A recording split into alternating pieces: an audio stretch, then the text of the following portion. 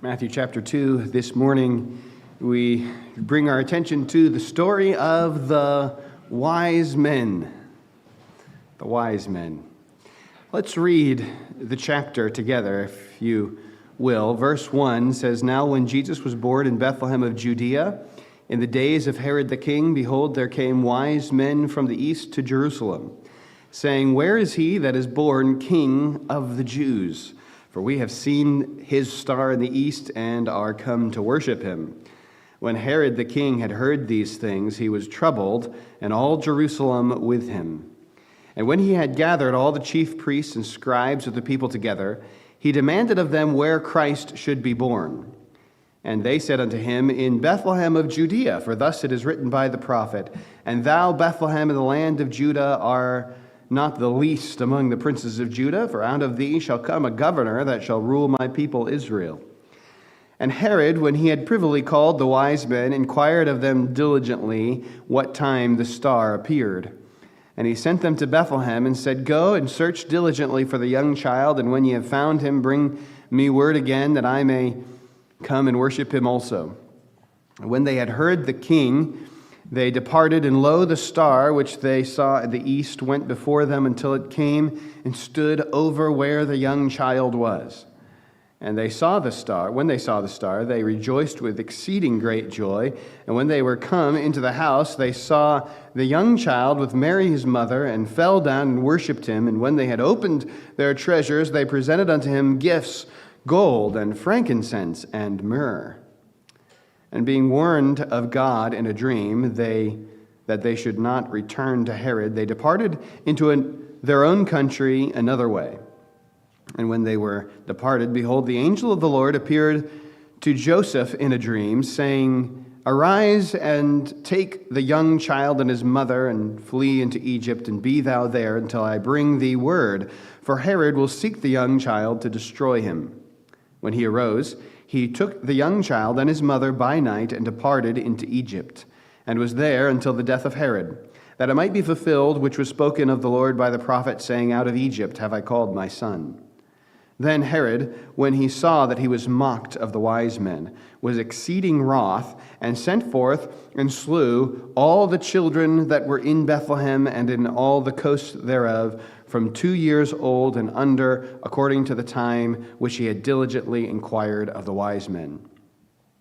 Then was fulfilled that which was spoken by Jeremy the prophet, saying, In Ramah there was a voice heard, lamentation and weeping and great mourning, Rachel weeping for her children, and would not be comforted, because they are not. But when Herod was dead, behold, an angel of the Lord appeareth in a dream to Joseph in Egypt, saying, Arise and take the young child and his mother, and go into the land of Israel, for they are dead which sought the young child's life. And he arose and took the young child and his mother, and came into the land of Israel. But when he heard that Archelaus did reign in Judea in the room of his father Herod, he was afraid to go thither. Notwithstanding, being warned of God in a dream, he turned aside into the parts of Galilee. And he came and dwelt in a city called Nazareth, that it might be fulfilled which was spoken by the prophets, He shall be called a Nazarene. Here Matthew is writing to the Jewish people an argument that Jesus is the Messiah, that he fulfills the prophecy. This is what the book of Matthew was written for. Matthew, a Jewish man, who was at one point a betrayer of the Jewish people, though he is himself Jewish, by collecting taxes for the Romans. He was a tax collector. He was a publican. And Jesus called him to be his disciple. Matthew left the tax collecting stand, repented of his sin, and went and became a follower of Jesus. And here, this was written somewhere about 20 years after the time that Christ was crucified and buried and resurrected and ascended into heaven. So this is somewhere in the 50s AD when Matthew pens this letter. And he's writing to the people of Israel, to the Jewish people, arguing to them that Jesus is certainly the Christ or the Messiah. Because here's what he did. Here's how he fulfilled prophecy. Now, on the one hand, we have great evidence in the writing of Matthew for all of these things. Even today, the writing of Matthew stands as certainly a true account of what really happened. And the reason for that is because Matthew wrote so soon after these events happened. Even the earliest thing that he wrote about, which was what we're reading here in Matthew chapters 1 and 2, the birth of Christ, was only about 50 years or so removed from when Matthew was writing. It would be like us writing about something that happened in the 1970s. I know some of you are shocked to think about that being 50 years ago, but it was. It was 50 years ago. Now, I wasn't around in the 1970s, but I hear there are some people alive today who were around in the 1970s. The point is that Matthew can't lie about public events that happened 50 years ago if he's writing to the people who lived in the place where that public event supposedly happened, and there's still people alive who lived through it. Notice that he's writing about something that happened in Jerusalem, and all Jerusalem was troubled about this thing. How can he write that to the Jewish people in Jerusalem if that never happened? They will not believe it. He writes about Herod killing many children in Bethlehem, which is just a few miles from Jerusalem. And he's writing to the Jewish people who would have been alive and said, well, this never happened. We don't remember this. And he goes on, of course, in the rest of the book to write about Jesus going around doing miracles, many, many, many miracles, undeniable miracles, public miracles in front of people. Everybody knew he was working miracles. They would come to him. They would be healed. Matthew can't get away with lying like this to the people who saw it happen or didn't see it happen. You know, you imagine somebody tells you, oh, somewhere in India 100 years ago, some guy was working miracles. You might be inclined to believe them. Maybe you will, maybe you won't believe them. But if somebody says, 3 years ago in Weare, New Hampshire, right down the street of Weare, New Hampshire, somebody was walking down the street just healing people, and everybody was talking about it. You might say, well, unless you moved to Weare less than 3 years ago, you might say, well, hang on a second. I live in Weare, New Hampshire, and everybody was not talking about this 3 years ago. That's what's going to happen when Matthew writes this letter if he's not telling true things. So we have an incredible thing that we're reading here, a letter from one of the apostles written to the Jewish people about the things he says, you all know this. Well, this proves that Jesus is the Messiah. And he's assuming that they all believe, and they clearly do, or else they would have written against him. They would have said things to deny this. They would have laughed at this book. They never would have copied it around and passed it around, and people became believers. Nobody would become a believer as a result of Matthew's letter if these things weren't true, because they would be very easy to deny them. And so we have good, solid, undeniable evidence that what is written in the book of Matthew is actual, true accounts of real events that really happened. We also have an interesting thing going on in Matthew that you may or may not pick up on when you're reading it, and that is that Matthew is not going to mention when it is obvious that fulfillment of prophecy is taking place.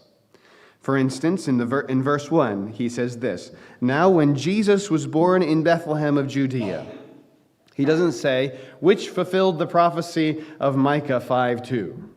It did, and he's going to quote Micah 5:2 later in verse 6, but only as he quotes the Pharisees who had to go and tell Herod about Micah 5:2, that prophecy about the Messiah being born in Bethlehem. The reason why he doesn't say that phrase, this fulfilled the prophecy, is because it's obvious. When Matthew says something in the book of Matthew about how this fulfilled the prophecy, he's probably going to be pointing to a prophecy that is not obviously about the Messiah, that the people of Israel in his time, in the first century, would have completely missed. They were not at all thinking that this was about the Messiah. And then he says, but it is. Look at this. And that's what we have even in chapter 1. We won't spend our time in chapter 1 today, but he says that Jesus was going to be born of a virgin. He explains that he was born of a virgin. And in verse 22 of chapter 1, he says, "Now this was done that it might be fulfilled, which was spoken of the Lord by the prophet." He's referring to Isaiah in chapter 7, verse 14, saying, "Behold, a virgin shall be with child and shall bring forth a son, and they shall call his name Emmanuel," which being interpreted is God with us. He says this fulfills that prophecy. Now, Matthew wouldn't offend the Jewish reader by saying this fulfills the prophecy if it was obvious to them. He is pointing out prophecies that they missed. And in the first century, the Jewish people were not thinking that the Messiah had to be born of a virgin. They did not think that Isaiah 7 had to do with the Messiah at all. They had missed it. Because Isaiah 7 is Isaiah telling the king of Israel that he's going to give him a sign that God is with him in a certain battle. And he's probably talking about a young woman, a virgin, who is about to get married, who's going to have a son very, very soon after she gets married, assumedly. And that son's going to be called Emmanuel. It's going to be a sign that God is going to be with them in this certain conflict. And that probably did happen all the way back in the time of Isaiah. But Matthew's saying, but isn't it interesting how God had intended for that to actually be about, in a more literal way, about the Messiah himself when he comes being born of a virgin? "I know you weren't expecting the Messiah to be born of a virgin," he says to the Jewish people, "but isn't it even better than what you expected it?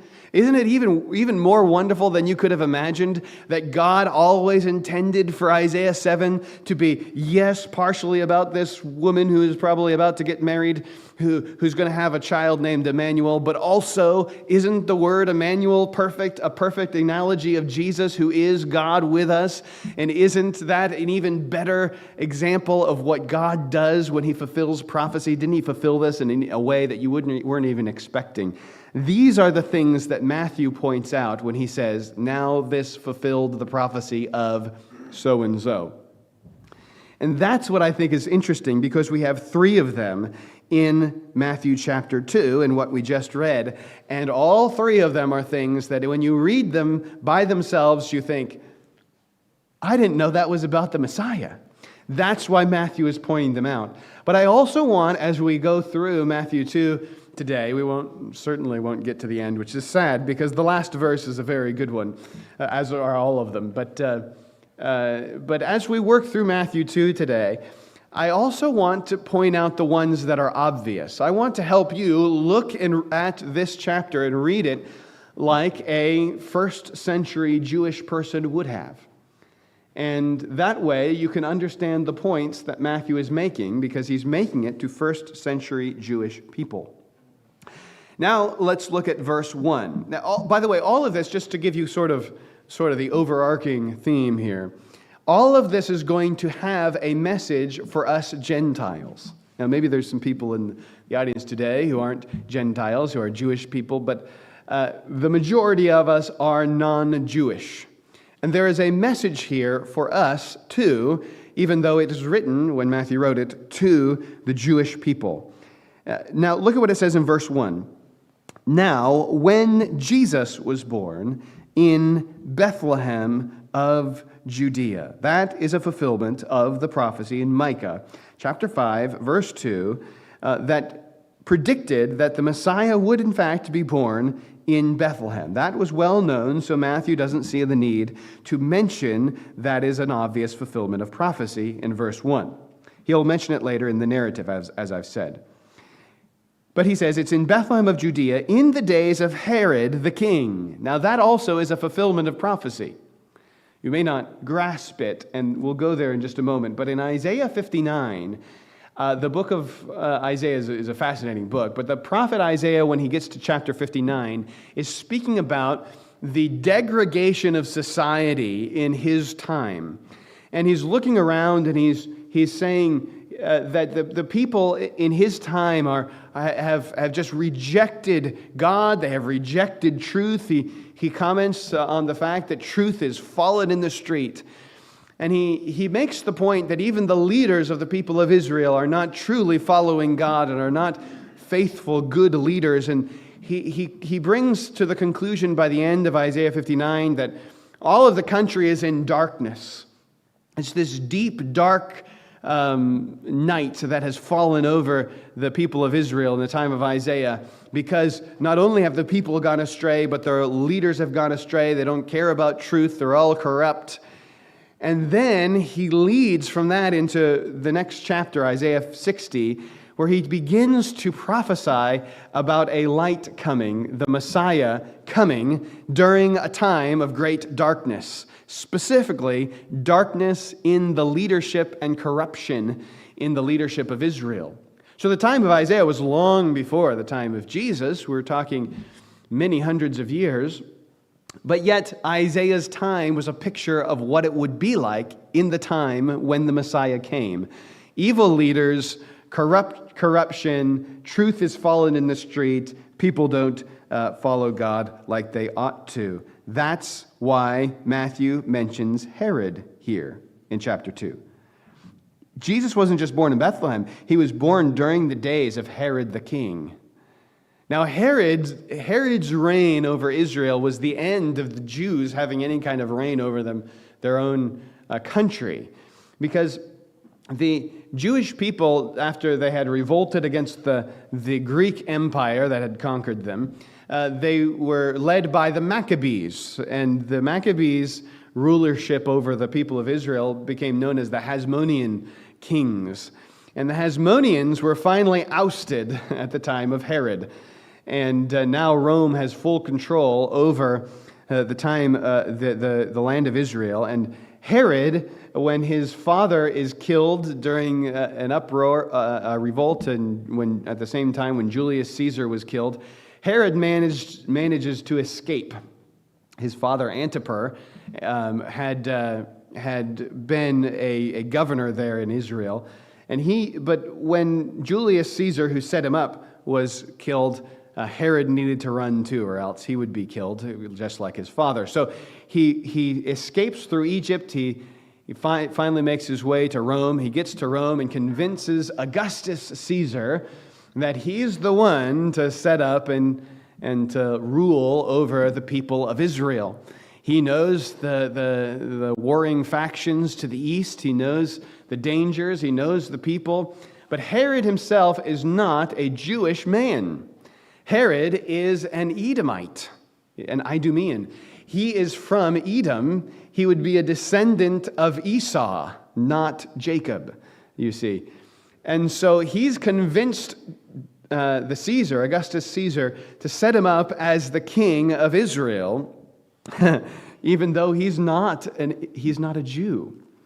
And so he's now the king of Israel, and he's known for two things: beautiful, gorgeous constructions. I mean, when I was in Israel, one of our guides was showing us some of the things that Herod built, and she liked to call him Bob the Builder because he built all kinds of things in the land of Israel. And in fact, many of the ruins of them you can still see today.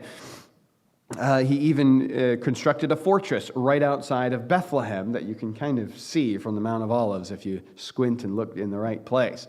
But at any rate, Herod was known for his grand buildings. He built a big retaining wall around the Temple Mount, so it doesn't look like a mountain anymore now. It just looks like a platform. You can still go there today and see the platform, although the temple is gone.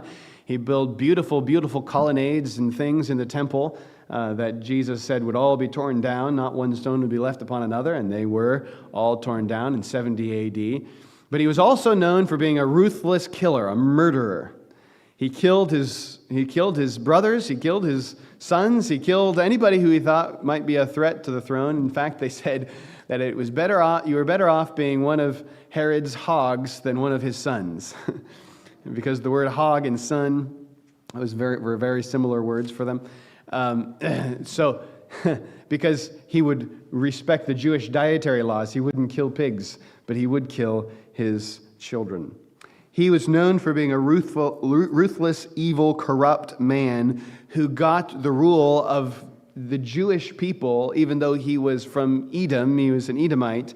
This is exactly the type of person you would expect to be in power when the Messiah comes on the basis of Isaiah 59 and 60, which is why Matthew makes a point to emphasize him. in the days of Herod the king. Verse 1, let's continue. We're almost through a verse. Behold, there came wise men from the east to Jerusalem. There became wise men. Now that word wise men is the word magi or magus. It is a word that refers to this group of people that goes back into antiquity. Even in the time of Matthew, it would be going back into antiquity. It would be something that we kind of first see popping up during the Babylonian Empire, this tribe of wise people who would be book learners and astrologers and astronomers, and they just kind of mixed sorcery in with real science and all kinds of things together, because to them it was all the same. They didn't know the difference. And there were different factions of wise men. There's different groups of them, but they all came from that same tribe of magi. Magi. That's where we get today the word magic from, but it's not what they meant by the word magi back then. There was no word magic. We've added the word magic. For us, the word magic comes from the word magi, but magi was what they referred to these advisors to the king. They were kingmakers in Babylon and in Persia. They would be the ones, they'd be like a priest in Israel who would have to anoint the next king, who would have to give their approval for the next king. They would then stand beside the king and give him advice and give him understanding. And in Daniel chapter 2, we find that Daniel was made the ruler of the Magi in Babylon. Why? Well, because the king had a dream, and none of the Magi could interpret the dream. I mean, the Magi had books and libraries about dreams where they cataloged this person had such and such a dream, and then this is how they died, and this person had such and such a dream, and this is what happened to them. And so, if you have a dream with this thing in it, you're going to end up like this. And if they tried to make a science out of dreams and everything. They made a science out of everything, and but they couldn't figure out Nebuchadnezzar's dream. And God made sure that they couldn't. He gave the interpretation instead to Daniel. Daniel interpreted the dream by the inspiration of God and was made the ruler of the Magi, which must have made quite an impact on the Magi, But the Magi in Babylon then were under Daniel, and Daniel was a very important person in Babylon going forward because of that. During the kingdom of Persia, we also see Magi, the kingmakers, who were their advisors to the king. And even during the time of the Greek Empire, which came next, the Magi had great clout and great influence in the east, in Persia and Babylon, in that area, even though that wasn't the whole of the Greek Empire. And then even now, as the Romans have come and conquered what was the Greek Empire, the Magi still existed at the time in the East, but the East wasn't really under the control in a very strong way of the Roman Empire. The East was sort of, troublemakers over there to the East. And so there's apparently a group of Magi who figured out when the Messiah of the Jews was to be born. You say, how do they figure that out? I mean, how do they know that? Well, they obviously knew the prophecies that Daniel taught them. Daniel was there in Babylon. Daniel was the chief of the Magi. We know that Daniel knew much prophecy. He didn't just prophesy himself. He also studied prophecy. In Daniel chapter 9, he's found studying the prophecy of Jeremiah, which, by the way, was written after Daniel went to Babylon. Daniel was a young boy who is carried away captive by Nebuchadnezzar into Babylon, becomes the chief of the Magi, and then while he's there in Babylon, Jeremiah is writing his prophecy. And Daniel somehow gets somebody to go back to Israel and bring him a copy of Jeremiah's book before Daniel chapter 9. Or perhaps by this time it came over with other captives that were brought into captivity later. The point is that Daniel brought prophetic books from the Old Testament to Babylon. Now, we don't know how many of these prophetic books the Magi would have had available. Apparently, they didn't have Micah 5:2 because they would know that he's supposed to be in Bethlehem. But they must have known a couple things. They must have known Isaiah 59 and 60. And as you're turning there, I'll mention that they must have also known the prophecy of Daniel. In Daniel chapter 9, Daniel counts the number of days until the Messiah will be anointed and cut off. And he doesn't count the number of days. Rather, he counts the number of years in groups of 7 years. He says it's 70 weeks, 69 weeks until the Messiah is cut off. Well, if the Messiah is supposed to come and be cut off at a certain time, then you can assume that it's somewhere about 30 years before that when he's going to be born, because 30 was the age when people would start ministering as priests in the temple. So it wouldn't be hard for the Magi to know about the right time, the general time frame within several years of when Jesus would probably be born, when the Messiah should be born. But look what it says in Isaiah chapter 59 and 60. We'll start in verse 20, where he turns from the darkness of his time in Isaiah 59 and he begins to speak about the Messiah. In Isaiah 59, verse 20, "And the Redeemer shall come to Zion." Zion, by the way, that's where Jerusalem is. "The Redeemer shall come to Zion, and unto them that turn from transgression in Jacob, saith the Lord. As for me, this is my covenant with them, saith the Lord. My spirit that is upon thee, and my words which I have put in thy mouth, shall not depart out of thy mouth, nor out of the mouth of thy seed, nor out of the mouth of thy seed's seed, saith the Lord, from henceforth and forever. Arise, shine, for thy light is come, and the glory of the Lord is risen upon thee. For behold, the darkness shall cover the earth, and gross darkness the people, but the Lord shall arise upon thee, and his glory shall be seen upon thee." Stop right there for a moment. What's said here about the coming of the Messiah is that it'll come during a time of great darkness, but it will be like a light that shines in this dark time. Now, for a Magi who studies the stars and tries to interpret how that will affect things that happen on the earth, because the star moved here, and then we had a king commit suicide or something like that, or somebody killed somebody over here. Okay, so when this star moves, it means that. And when they studied the stars, they're looking at the stars, and apparently they see something. Now, we can only guess as to what they saw. There's some people who have gone and calculated the movements of the stars in the sky all the way back to the first century and have guessed at exactly what this might be. They've said that there's a convergence of Jupiter and Venus that happened and may have made a really bright star in the sky to the east at one point, and then to the south to direct them towards Bethlehem. And I think that's fascinating. I think that's may very well be something that they saw that God had ordained, or perhaps God just put something in the sky. Maybe there's a shining light in the sky that you've never seen before. I don't know what he did there.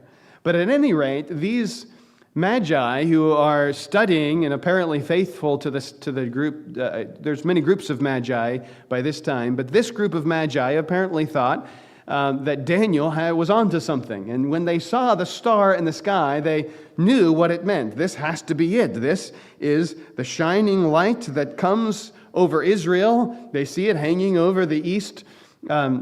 Rather, from their perspective, they're looking towards Jerusalem, so to the west.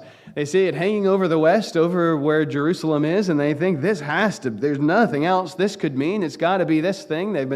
They saw the star, went to their old dusty scrolls and pulled them out and started studying them. And they no doubt came across in their studies Isaiah 59 and 60. And they're convinced that this is it. This is the guy. This is the time. It's the right time. Here's the light. It's dark. We know that there's darkness all over the land. There's all kinds of corruption, all this kind of stuff. So we've got to go. Verse 3, they keep reading, and it says, "And the Gentiles shall come to thy light." So now this group of Magi, by the way, there is almost certainly more than 3 Magi. Almost certainly. We'll see that in just a moment. But the idea that there'd be only 3 of them is a little comical. and is just sort of tradition that people have made up over time to fill in the gaps. But there was probably a whole group of them. And as they begin to read, they read that not only is there supposed to be a light that shines when the Messiah comes, but also it is demanded that Gentiles come to his light and kings to the brightness of his rising.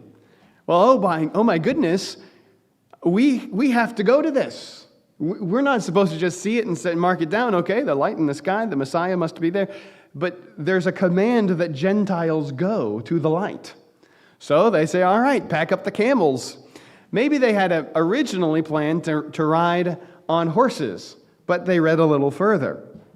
Verse 4, lift up thine eyes round about and see all they gather themselves together. They come unto thee, thy sons shall come from far, thy daughters shall be nursed at thy side.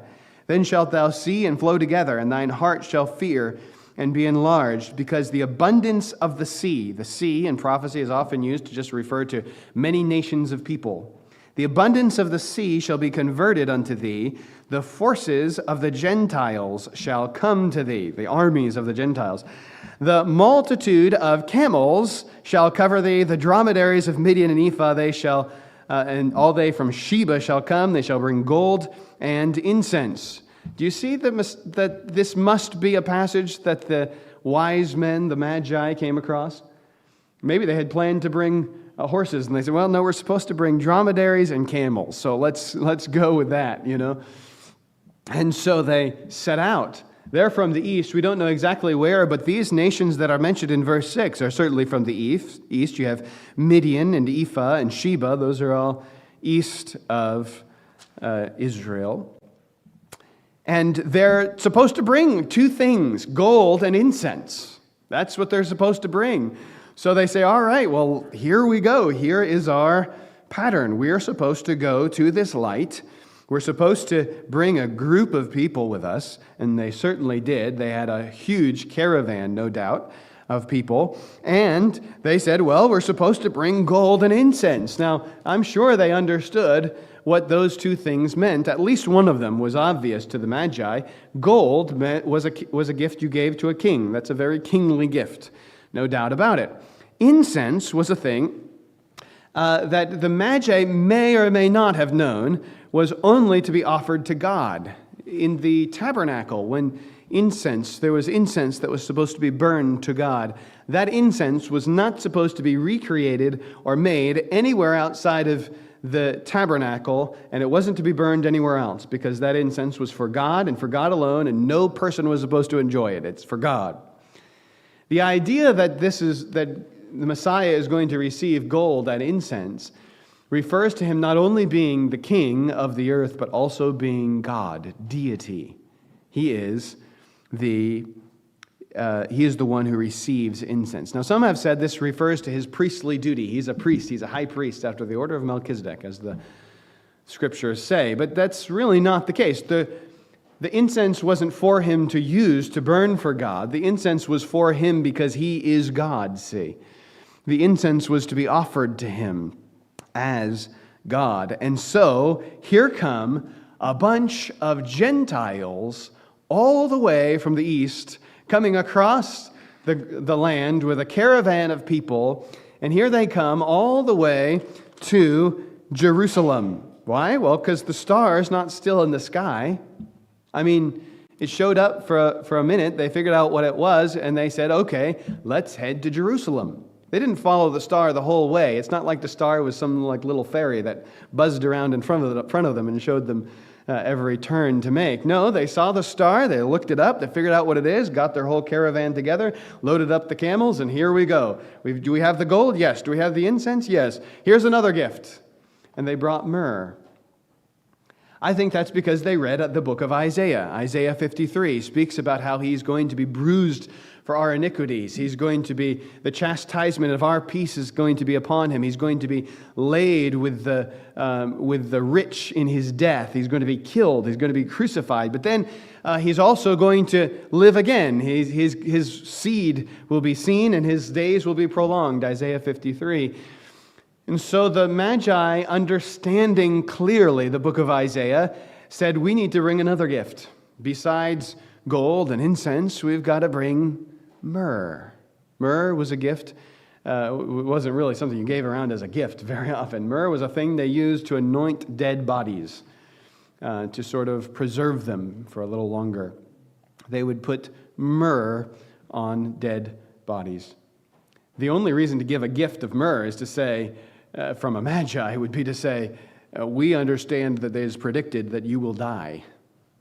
And here's some myrrh for that moment. So they took the gold and incense, as was prophesied, and they understood enough about the book of Isaiah to also bring some myrrh. What an amazing thing. What Matthew then is doing here in Matthew chapter 2 is bringing condemnation on the Jewish people who remain in unbelief. They remain unbelieving in Jesus Christ, the Messiah. And yet Gentiles from Babylon or Persia or wherever they were from could figure it out. They could figure it out. They understood it, and all they needed was a star in the sky, and they started flipping through the scriptures, figured it all out, and here they come, obeying to the letter everything that God predicted they would do. You say, well, it's a self-fulfilling prophecy. That's kind of how all the prophecies are, right? God makes sure that they happen. And here, the Gentiles could figure it out, but here's the Jewish nation as a whole that's going to put Jesus to death.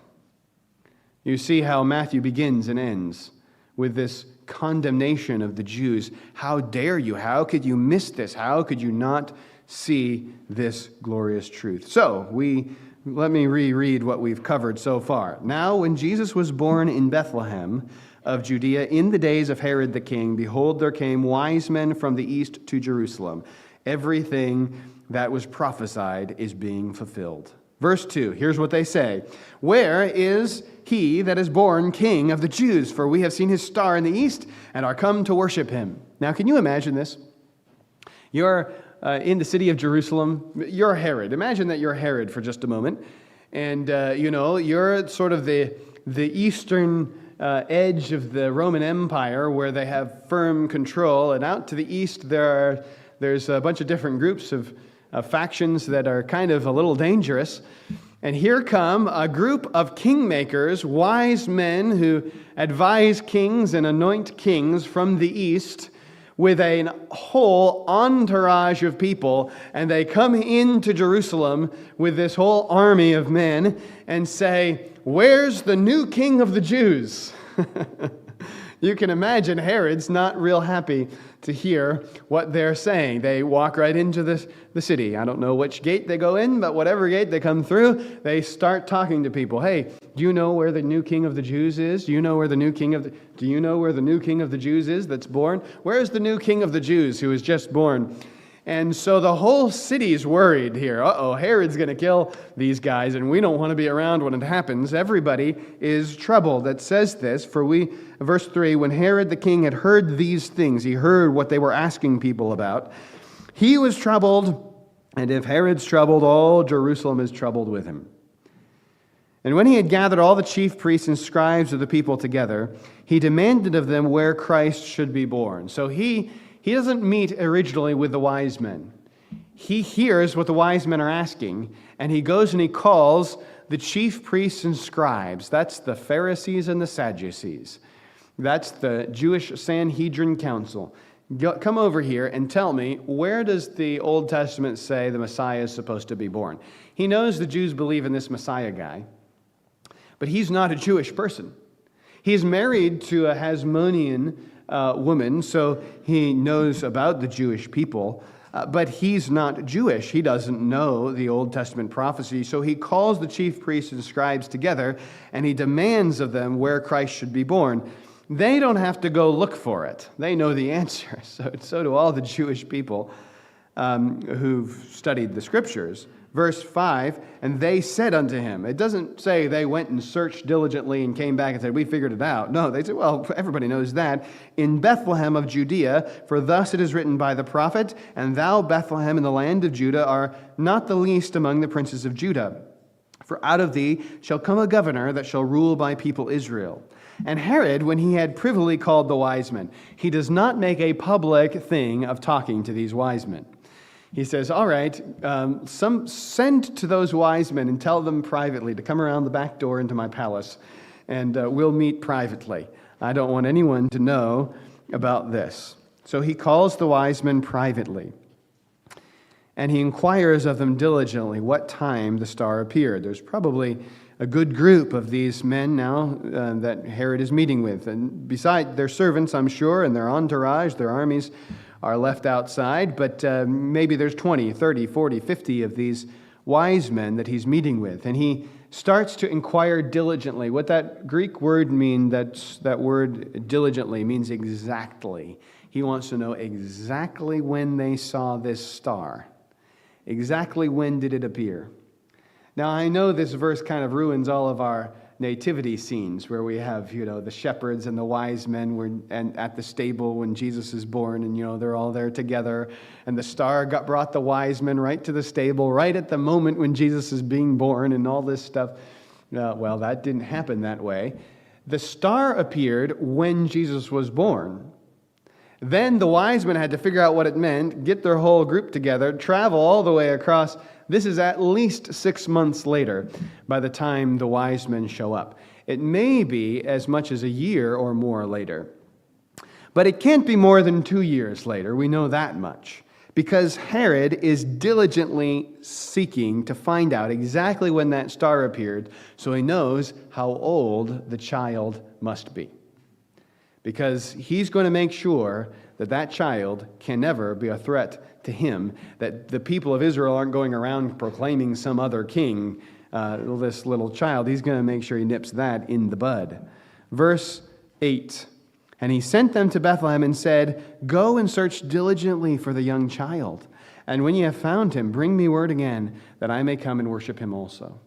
He says, okay, this will be nice and easy. You guys go find him. I'm also a Gentile who wants to worship this king. So you find him, come back and tell me which boy born in Bethlehem it is, and I'll come and worship him too. Now we know Herod is a smooth talker. He talked his way into the kingdom in the first place with Augustus Caesar. He certainly is going to talk the wise men into coming back. The wise men seem to have no clue that Herod is fooling them. Herod wants to kill the boy. The wise men don't seem to understand that. Verse 9, when they heard the king, they departed. And lo, the star which they saw in the east went before them till it came and stood over where the young child was. So now as they leave Jerusalem, headed south, that little short journey down to Bethlehem, all of a sudden the star that they saw shows up again. And now it's from their perspective to the south, over Bethlehem. And in fact, it seems to lead them right to the house where the child is. It says, verse 10, when they saw the star, they rejoiced with exceeding joy, because they hadn't seen the star all this time, but now it shows up again. And when they were come into the house, they saw the young child with Mary, his mother. They come into a house. Did Mary and Joseph buy a house to live in Bethlehem? No, they went to Bethlehem to be with their family. Their family had a home in Bethlehem. Joseph's family had a home in Bethlehem. But the problem is that the home in Bethlehem of Joseph's family was filled when they got there. That's what the word in Luke chapter 2 is. It's the word kataluma.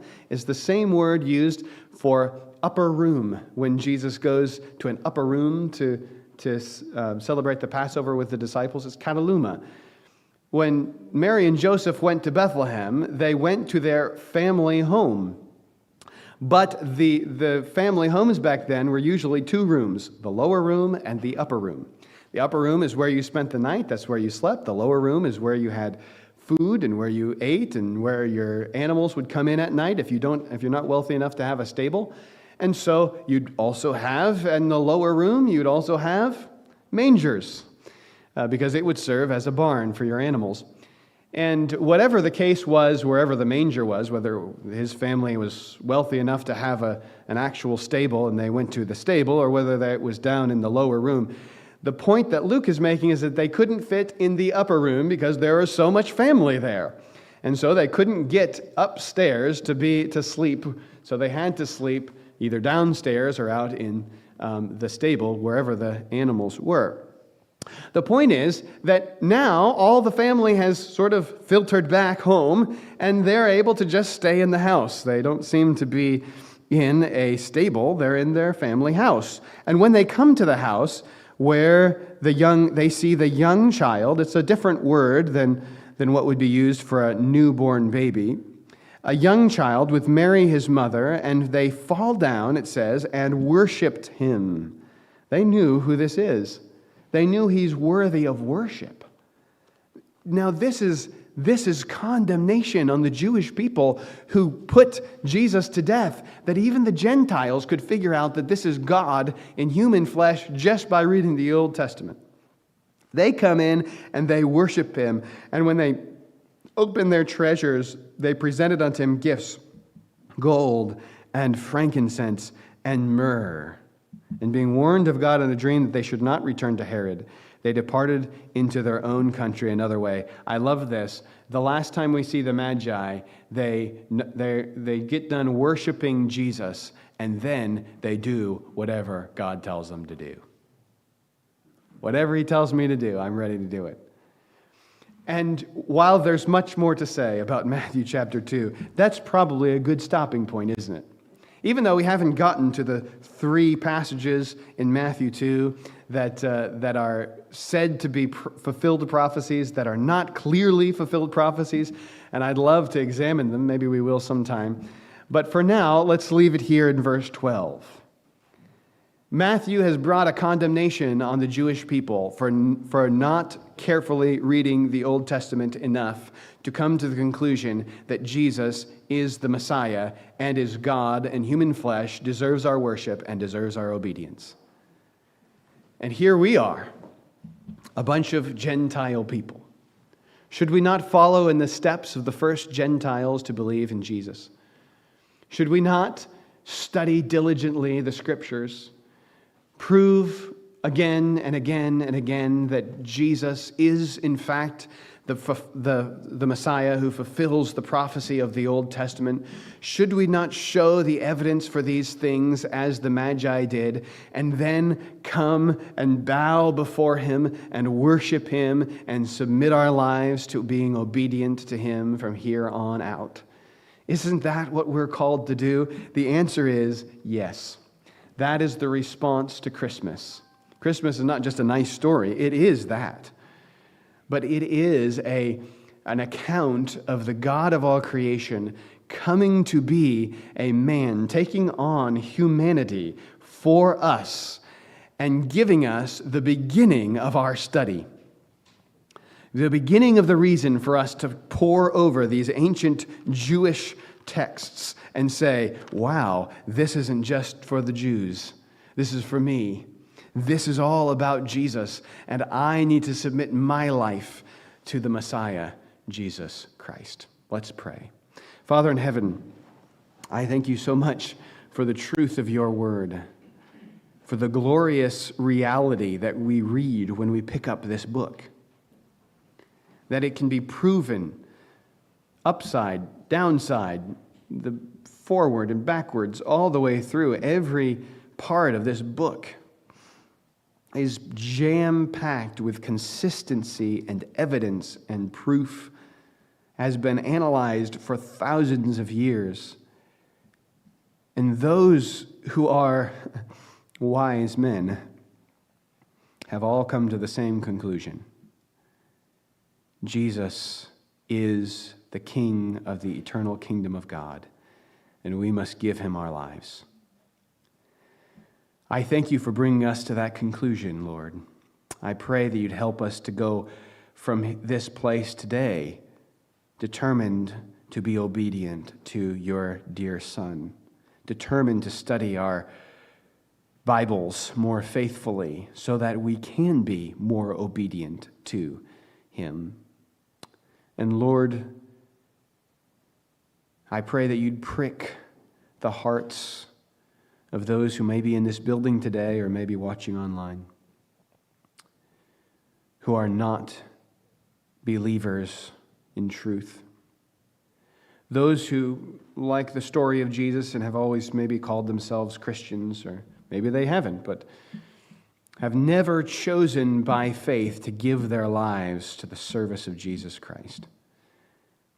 I pray that you'd make them true believers today, that you'd convict their hearts of their need for their Lord and Savior, Jesus Christ, that they would call out to you and give you their hearts today.